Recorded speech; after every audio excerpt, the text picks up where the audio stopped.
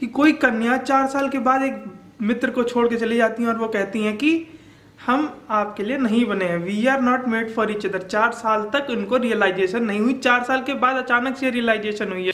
तो मुझे ये नहीं समझ में आता है कि इसके पीछे क्या लॉजिक है। हो सकता है उनके पिताश्री उनके लिए एक ऐसा वर लेके आए हो जो हमारे बेस्ट फ्रेंड की सैलरी से ज़्यादा कमाता हो।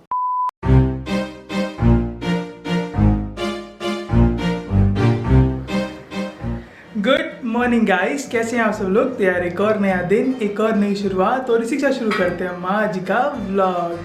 तो भैया आज है एक बहुत ही खूबसूरत सुनहरा सा दिन। आज मौसम बहुत सुहाना है और हमने अपने सारे सुबह वाले काम कर लिए हैं, एक्सरसाइजेस कर लिए, योगा कर लिया, मेडिटेशन कर लिया है। और अब हमें करनी है एक व्लॉग की एडिटिंग जो कि हमें आज अपलोड करनी है। और अभी नाश्ता करने का टाइम हो गया और लिटरली सच बताऊँ मन नहीं हो रहा अभी नाश्ता करने का। फिर भी अगर करते हैं तो आपको ज़रूर दिखाएंगे। फिलहाल मौसम बहुत कतल हो रखा है भाई, एक नंबर चिल्ड मौसम हो रखा, धूप नहीं है, एकदम ठंडा ठंडा मौसम हो रखा है, जो बरसात वाला मौसम नहीं होता बिल्कुल वैसा। नीचे आया हूँ सब्जी वब्जी लेने, और ये डॉगी है। और डॉगी कहाँ भाग रहा है भाई। मौसम देख रहे कितना प्लीजेंट मौसम है, एक नंबर बढ़िया बढ़िया मौसम।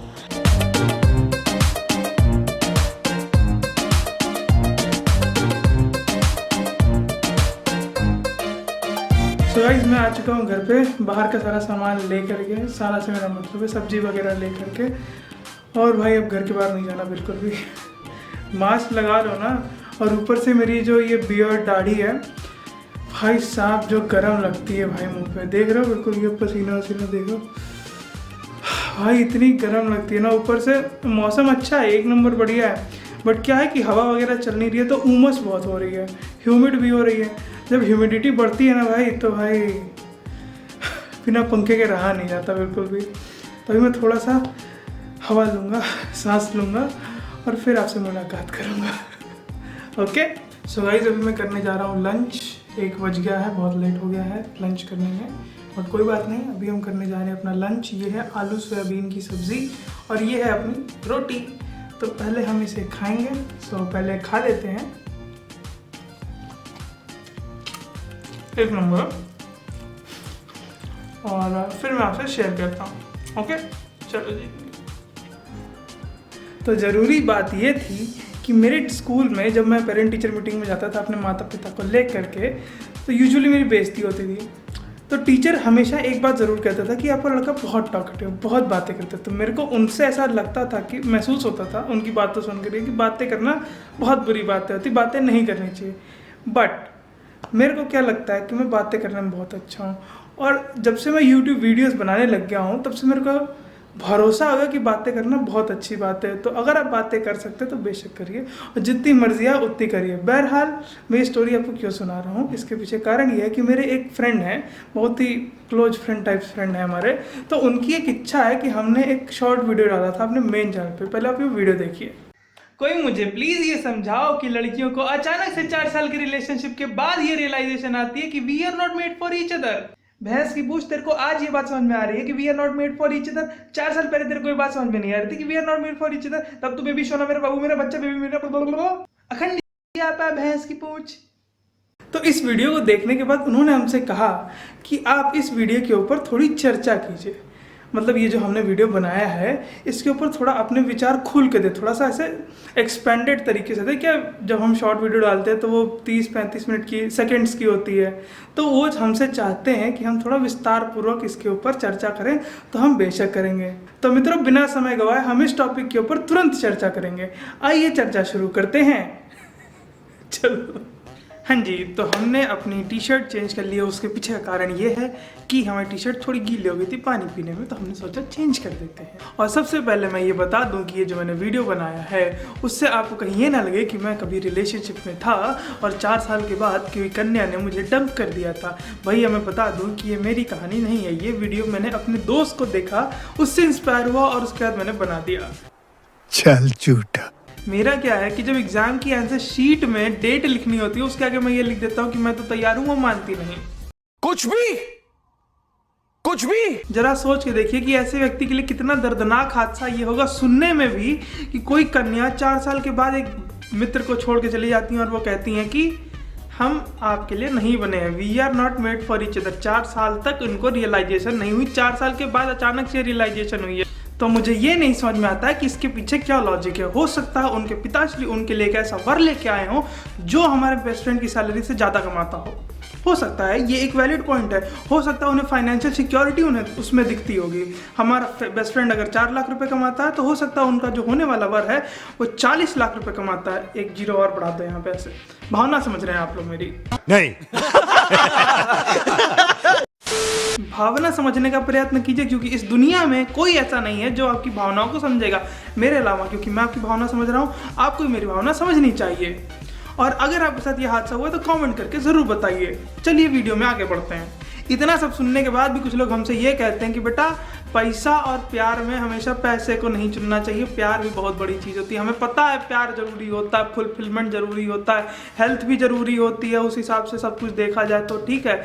लेकिन पैसा is the most important thing. आप सोचिए कि कोई कन्या मजबूरी में ही, ठीक है मान लेते हैं, चलो एक वक्त के लिए मान लिया कि लड़की नहीं चाहती है जाना, उसके बाद में उसका झोटा पकड़ करके उससे ब्याह करवा दिया है, हम वो समझ रहे हैं, ठीक है। क्यों करवा दिया है? 40 लाख की सैलरी पाता होगा इसलिए करा दिया है। पॉइंट समझिए आप, यहाँ भी प्यार है लेकिन वहाँ उनको पैसा दिख रहा है, फाइनेंशियल सिक्योरिटी दिख रही है। बुझ रहे हैं कि नहीं? तो ऐसे आपको भी ऐसे सोचना चाहिए। चाहे देखिए ये बात कन्या और वर की नहीं है, ये किसी की भी बात हो सकती है। लड़के भी कम भूतिया नहीं होते हैं, हमारे सब मुंह से कुछ और ही निकलता है, आप तो जानते हैं, भाई हैं हम आपके, तो बर्दाश्त नहीं होता है कि लड़के भी ऐसा करते हैं और लड़के कोई भी ऐसा करे। देखिए कांडिया आदमी कांडिया ही होता है और बीप आदमी तो बहुत ज़्यादा बीप होता है, जैसे आप देख सकते हैं। तो इसमें सीन ये है कि पैसा is the most important thing. देखिए आप चाहे जितना प्यार मोहब्बत करो ना कर लीजिए, लेकिन आपका ब्याह तभी होगा जब आपकी होने वाली सेटिंग या सेटिंगा, मतलब लड़का या लड़की कमाते अच्छा होंगे। देखो क्या है कि इंटर कास्ट, इंटर रिलीजन, फलाना ढिमकाना सब मान लेते हैं, लेकिन एक ही शर्त पे मानेंगे कि सामने वाला है कौन। तुम IPS ऑफिसर बन जाओ, करा लो तुम किसी और से ब्याह, नहीं करने दोगे ना, क्योंकि तुम IPS ऑफिसर हो।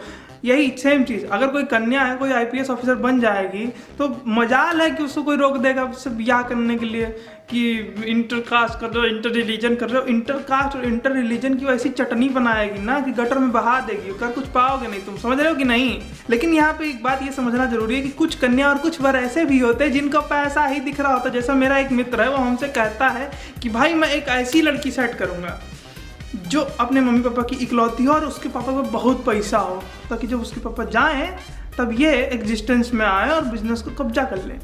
वैसे ऐसे मतलब मैं भी एक बार ऐसे सोचा था कि काश मेरी भी कोई ऐसी सेटिंग होती जो मेरे पे खर्चा करती। फिर मेरे दोस्तों ने बताया कि बेटा ऐसी कोई सेटिंग नहीं है दुनिया में मतलब एग्जिस्ट ही नहीं करती ऐसी कोई कन्या। फिर मेरा बेस्ट फ्रेंड आया और फिर मैंने उसकी गर्लफ्रेंड को देखा तो मुझे विश्वास हुआ कि नहीं ऐसा भी हो। लेकिन फिर भी हमको एक बात ये नहीं समझ में आता कि काहे वो कन्या हमारे मित्र को छोड़ के गई थी। अगर पैसा प्रॉब्लम था तो हमारा दोस्त और पैसा कमा लेता, क्या कमी थी उसमें?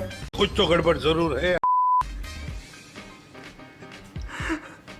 भाई ऐसा टॉपिक है ना कि मतलब यार इसके बारे में तुम कितना भी सोच लो, ऐसा लगता है इसे कम ही कम है। मतलब क्यों हमारे बेस्ट फ्रेंड को डंप किया गया? हमें चाहिए सुप्रीम कोर्ट, हमें जस्टिस चाहिए। सुप्रीम कोर्ट भी ना ऐसी लाठियाँ मारेगा, मुझे कहेगा मेरे पास तेरे से ज़्यादा इंपॉर्टेंट काम है, बकैती लेके मत आ मेरे पास। देखो इतने सारे लॉजिक्स, इतनी सारी बातें करना कोई मतलब ऐसा सच नहीं बनता है। हाँ एक बात को आपका ध्यान रखना चाहिए कि अगर किसी XYZ चीज़ में आप घुस रहे हो, रिलेशनशिप में जा रहे हो भाई किसी के भी साथ, तो ऑनेस्ट रहो भाई। और पहले से ये पॉइंट को मेंशन कर दो, सेटिंग होने जिस वक्त आप सेट कर रहे हो मामला, उसी वक्त ये मेंशन कर दो कि शादी की गारंटी नहीं है, कोशिश करेंगे लेकिन at the end of the day अगर कुछ हो पाया तो ठीक, नहीं तो जय माता दी जोर से बोलो, अपना अपना रास्ता नाप लो। और मित्रों एक बात गांठ मार लो। क्या मार लो? गांठ, ठीक है, और कुछ नहीं, गांठ मार लो कि ये दुनिया है जनाब, यहाँ बातें होठों से नहीं नोटों से की जाती हैं। और जब तक ये आपको नहीं समझ में आएगा आपका कटता रहेगा। देखिए पिताश्री भी कन्या या वर के तभी मानेंगे जब आप पोजीशन होल्डर हो, पावर होल्डर हो, या फिर आपके पास कैश बहुत सारा हो, कैश होल्डर हो। क्योंकि हर इंसान को मानसिक स्टेबिलिटी और धान मतलब फाइनेंशियल स्टेबिलिटी, फाइनेंशियल सिक्योरिटी, जो भी कह सकते हैं आप, चाहिए ही चाहिए। देखो भाइयों, अगर आप किसी XYZ रिलेशनशिप में जाना चाहते हैं या जा रहे हैं तो आप पहले ही 2-4 पॉइंट को मेंशन कर दें। अगर आप ब्याह करने की कैपेबिलिटी नहीं रखते हैं या रिलेशनशिप को एक पॉइंट के बाद आगे ले जाने की कैपेबिलिटी नहीं रखते हो तो इस पॉइंट को मेंशन कर दो कि हमारा हो नहीं पाएगा, हम अपनी बेस्ट ट्राई मारेंगे, लेकिन अगर हो गया तो वेल एंड गुड है, नहीं हुआ तो जय माता दी जोर से बोलो।